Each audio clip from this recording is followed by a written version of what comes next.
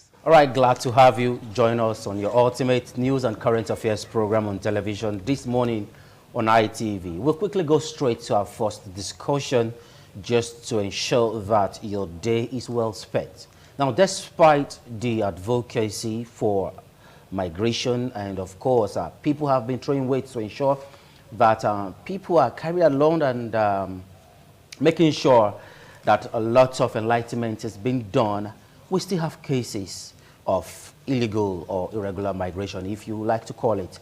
I have some gentlemen here in the studio with me. We'll be looking at some of these cases and how to avert it.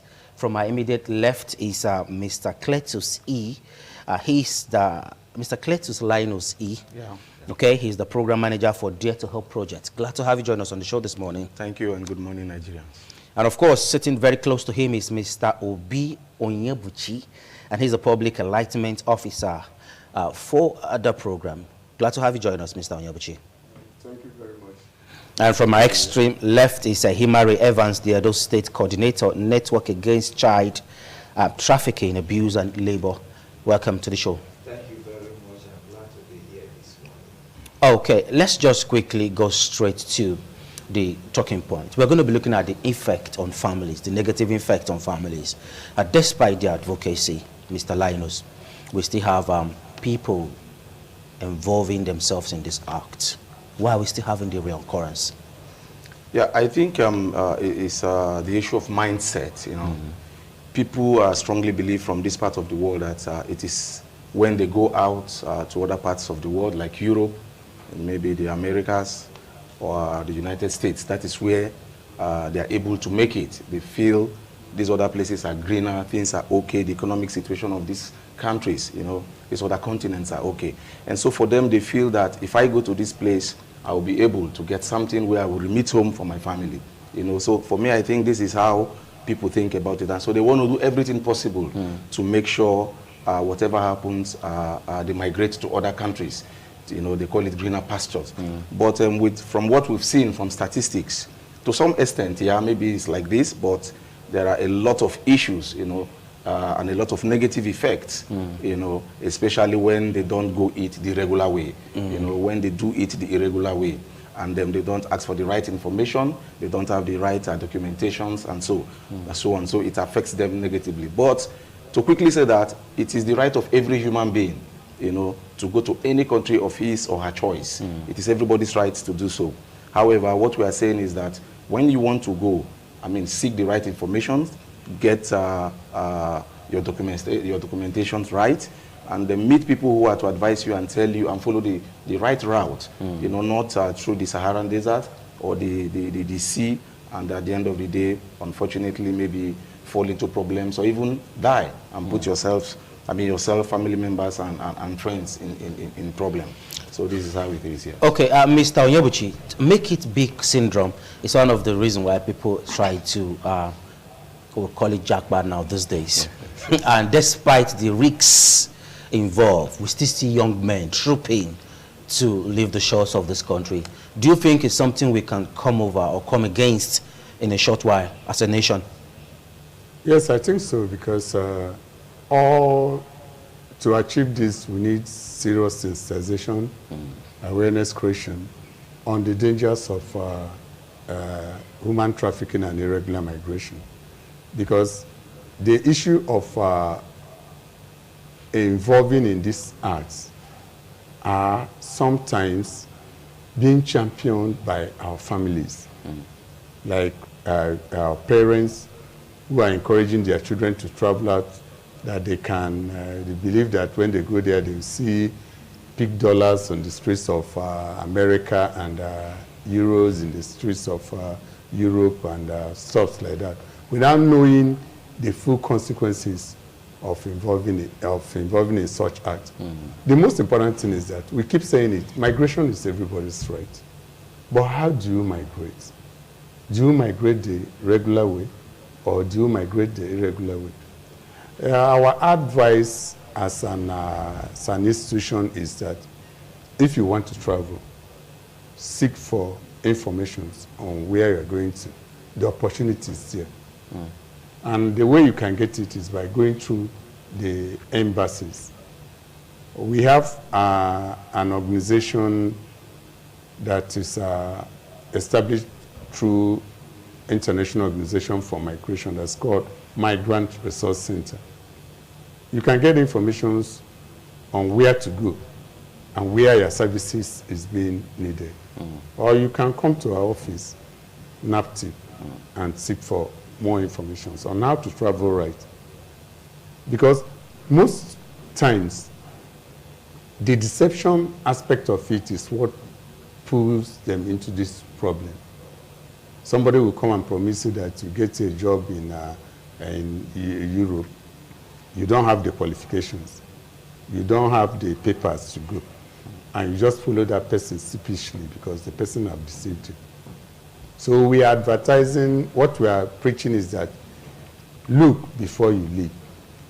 Any promises of job or other incentives abroad, check it, scrutinize it very well before you get yourself involved. Okay, Mr. Ehireme, you're from South, I guess. Of course. And to an extent, well, before I relocated to Benin City, there's this belief that every family in the South have a representative abroad. And this is being championed by the family. And like he likely talked about in his submission, Mr. Onyebuchi, he said it comes from the family too, and to an extent that's true. Some have to sell their property to send their kids outside. Don't you think the reason why people go through the illegal form is because of the trust they don't have in some of these established institutions? Because some people are being scammed, and they just feel, okay, going through the wrong route is the best bet for them. Don't you think so? Yeah, I quite agree with you because we have raised a lot of issues surrounding accessibility to our own institutions. Like, for instance, a lot of persons don't believe they can go to immigration and acquire passport by themselves because you could have to go through a lot of bottlenecks, a lot of delays. And people don't also believe that they can approach the embassies themselves and be given visa. And we have a lot of government institutions that ought to, assist people that they also are not aware of. Mr. Onyebuchi just mentioned the Migrant Resource Center at the Federal Ministry of Labor and Employment. A lot of persons don't know that we have such facility available for them to access information regarding foreign travel, and all that. And so because of this lack of trust in our system, the Nigerian usual way, they always want to go through the easier route. Somebody promises them, don't worry, just give me 100,000, 150, and in 5 days your passport will be ready. Don't worry, let's go this way. Your visa will be ready. We will arrange your travel. We already have a job for you somewhere, and all that and all that. And it becomes easy for traffickers and smugglers, to now push our people into this chaos. I call it chaos because it can bring a lot of problems, when you have to go through irregular means, because sometimes these passports end up being fake. The visas also could end up being fake, and you are made several promises, and at the end of the day, which may end up not to be true, and it has caused a lot of problems. We've witnessed a lot of problems, which time will fail us to discuss on this. Okay, Mr. Cletus, to an extent, you can't stop people from traveling. No, you can't. It's practically impossible. Yeah. So is there any measure being put in place to ensure that the rights of these persons that have actually left the shores of the country is being protected outside? Is there any measure, is there any organization, is there any mechanism put in place to ensure that they are protected out there? Yeah, I think my two colleagues in the studio mentioned already. There is the International Organization for Migration. They are doing a lot. Besides that, there are a lot of... outside the shores of the country. Outside the shores of the country. And on the other hand, there are a lot of civil society organizations outside the shores of the country as well. Then we have the embassies of this country. For instance, we have the embassies of Nigeria in some of these countries. You know, the unfortunate situation is that, you know, because of the route they use, you know, some of them, upon arrival there, are already apprehended, you know, by the police or by the authorities of that place. And if they do not look for a way somehow to assess these people, it becomes very difficult.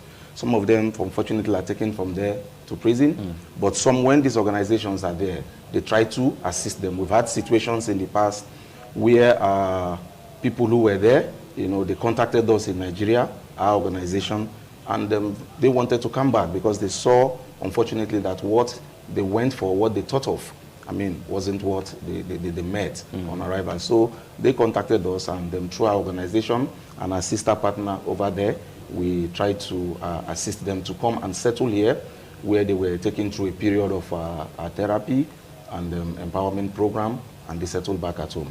But I think there are a lot of organizations doing that, but basically the International Organization for Migration, I think we have one of the offices here in Benin.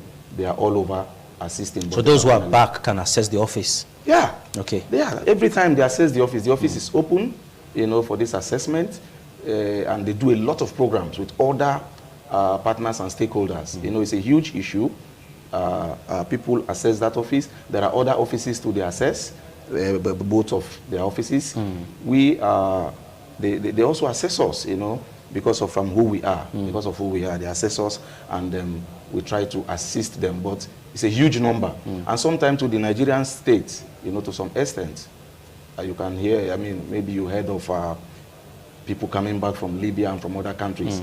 You know, they welcome them, assist them, and sometimes send them to this organization, you know, for rehabilitation, for assistance, and to settle back in a good way here at home. Okay. So there are organizations. Let's come to Onyebuchi now.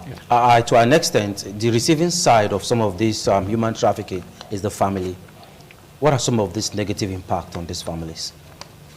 Well, first of all, we will start with the nation. It gives the nation a very bad image. If you're traveling out of this country and say you're a Nigerian now, they start looking at you as a trafficker, or attach you with one other negative issue. And then in the family aspect, it makes us to lose our family values, because most of the times those that travel irregularly, they don't do good jobs there, because they don't have the papers. They'll be hiding. They'll be involving themselves in crime, like the issue of human trafficking. When they traffic a victim, the only way they can recover their money is by putting the person into prostitution. And it's an aspect of exploitation. So, and what the debt bondage on the victim tells a lot about the victim.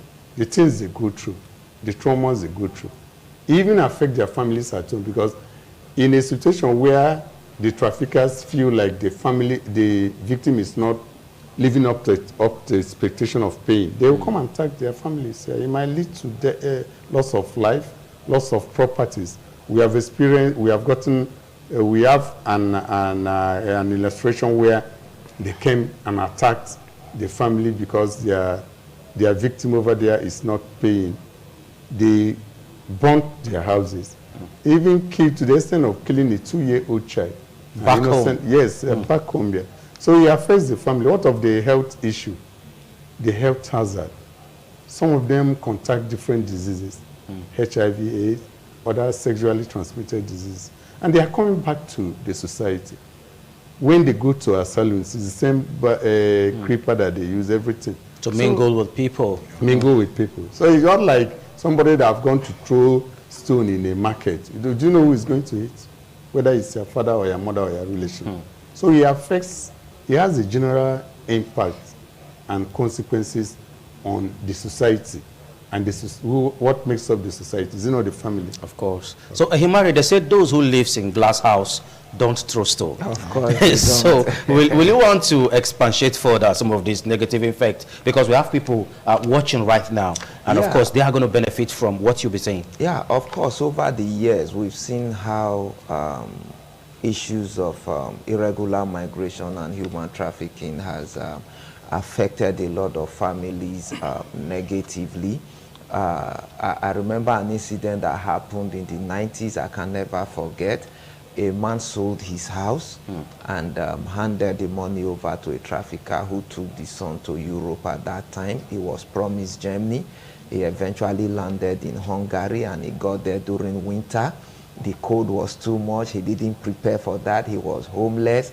And he looked at the option of either dying here or coming back home alive. And at that time, the father was a widower, so they sold the house and only hoped that in the next few months, their son will make a lot of money in Europe and, you know, buy a big house for them, only to see the young man resurface a few months later. The man got so heartbroken and died a few weeks later. That will lead to heart attack. Yeah, and the children became complete orphans. I also have an incident of a lady, the church where I attend presently, one of our branches were built on her grave, because though we didn't know, because when we purchased that church, we didn't know that her grave was there. You purchased the land? Yeah, when it had a building up to roofing level, at decking level, because it was supposed to be an upstairs. She was trafficked to Europe, and because of the death bondage, she had to engage in prostitution and all that, and she contracted a deadly disease, came back, died, and she was buried there. And the family also ended up selling both her grave, their house, and everything. I'm sure probably they want to disconnect themselves from that negativity. So it impacts our families, you know, negatively a lot. It can cause division within the family. And we have also seen families who put a lot of pressure on their children to be part of these irregular ways of migrating. They say, don't you see Usazuwa's son or daughter that left 3 months ago? He just brought a car and you are here roaming the streets. It may surprise you to know that if you go to areas like Upper Sakomba in Ikpobaoka, they have an association of women with children abroad. In diaspora. So when they have functions, they have their rappers, you know, their dressing code. And you discover that for women who are also mindful of such things, if you don't belong to those associations yet, they can put a lot of pressure on the family. The mother can say yes, the father will say no. There's already contention in the family. And by putting such negative pressure on a parent, of course, is going to get down to the children. And we have a lot of our young adolescents and teenagers today who no longer focus on their education. I happened to be at offer work at Upper Sakomba earlier in the week, and I heard a young boy who should be between 18 and 20. He was in this pioneer school of reading and writing, learning how to read and write. I heard him telling his peers, I heard it with my ears on Monday, that once they are through with this program, that for like 3-4 months, I'll leave the country. They won't hear from him. It's a waste of time. They won't see him. They won't hear from him. So I already knew. So before I could come down from upstairs, they had. So I wanted to see discussion. So you see the kind of mindset is breeding among our young ones. And it's not good for the future of our nation. So you hold this one on the one hand now. If you're talking about it's not good for the nation, we should put things in place to ensure that we don't have this continue. Because it's really giving us a bad effect as a country. So you're going to hold that on the one hand. But let me come to Mr. Onyebuchi. Someone needs to be held responsible for this regular migration. We have people, we have actors, we have those that are behind the scene recruiting these young ones. So what are we doing to ensure that they are apprehended and brought to book? Well, a lot has been done. Like in my organization, from January till this March, we have convicted 72 human traffickers in different jail terms. And I think like in February, one of the traffickers convicted for 5 years, the court ordered him to pay 5 million naira Okay. to the victim for As compensation. for compensation. So we are saying that there's no hiding place for them, because what they are doing is evil, and is also affecting the future of our children. And you can imagine a situation where somebody will not spend close to 100,000 naira and traffic a child to maybe Italy, and you now put a debt bondage on the child for 50,000 euro. And then what we should be doing together is prostitution. We have a testimony that one of them said that she sleeps with up to 30 men in a day. Just to meet up Just to with meet her up, targets. and she cannot do it with clear eyes. They put her on drugs, and you know the damage it will cause to the system. So we appeal to our listeners that the only way you can help us is to report cases.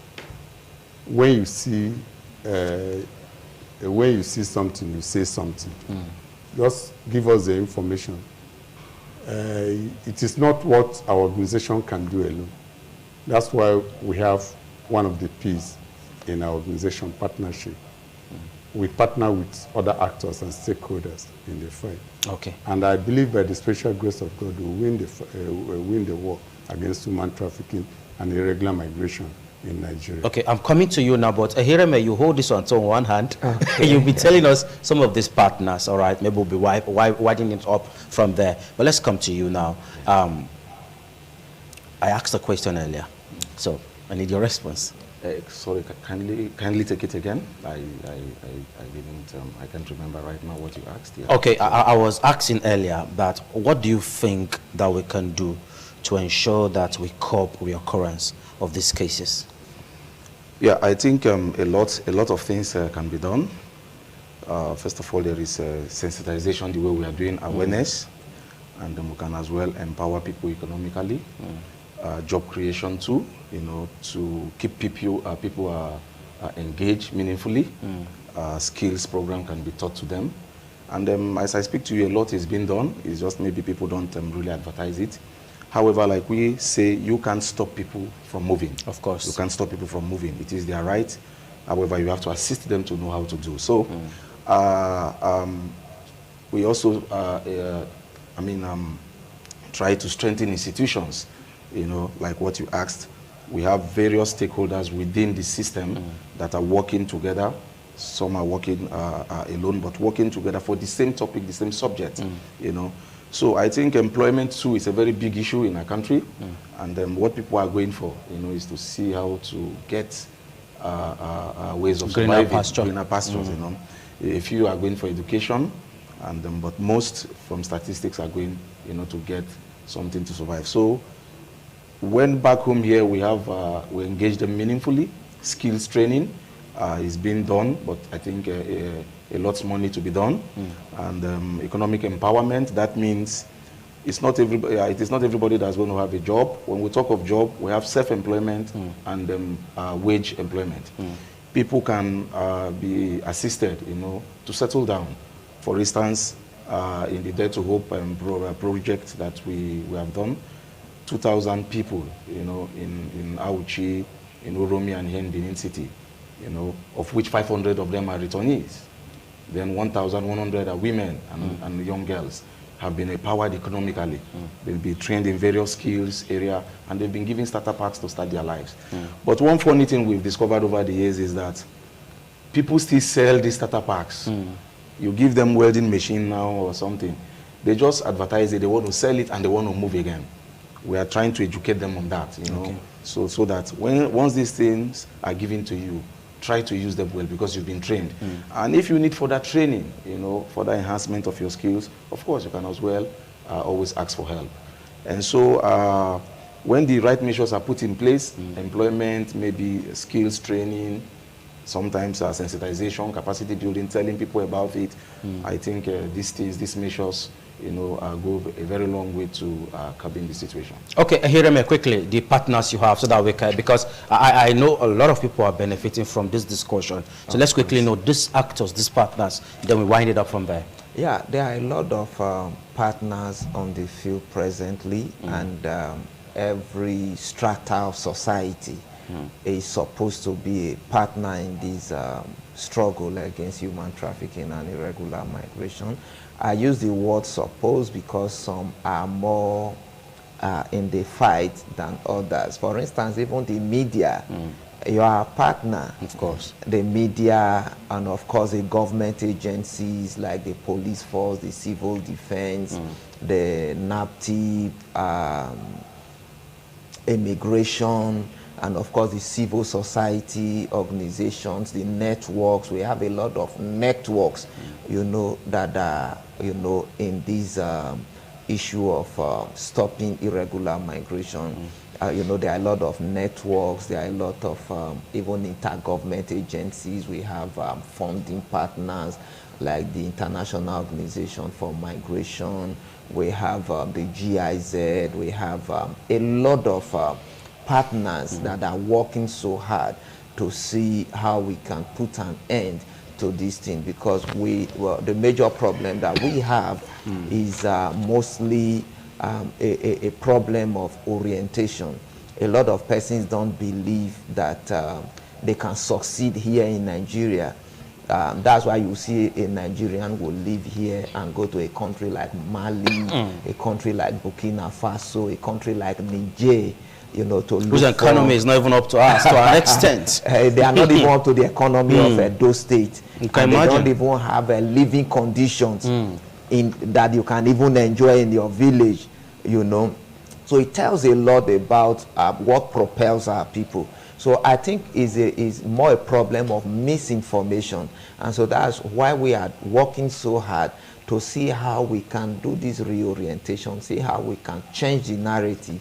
And that's where we really need the media and the National Orientation Agency to give us that support, in disseminating this information, to letting people know that is not as green. We are not saying once you go abroad you are going to suffer, but a lot of persons believe that they rather sleep in the dustbin abroad than live in a duplex here in Nigeria. All right. Well, I'm afraid this is how far we can go with discussion. We've been discussing with Ehimare Evans. Ehireme Evans. I don't know why I'm calling you Ehimare, though. You look like one of my cousins, though. Ehireme Evans, the Edo State Coordinator, Network Against Child Trafficking, Abuse and Labor. And of course, Mr. Onyebuchi Obi is the Public Enlightenment Officer in NAPTIP, Benin Zonal Command. And yes, the gentleman from my immediate left, Cletus Linus E., the Program Manager at Dare to Hope Project. Thank you so much, gentlemen, for taking time to join us on the show. Thank you. We'd like to have you some other time. Sure. All right. It's okay. Well, we'll take a short break now. And this morning on ITV, continuing a JV. Don't go nowhere.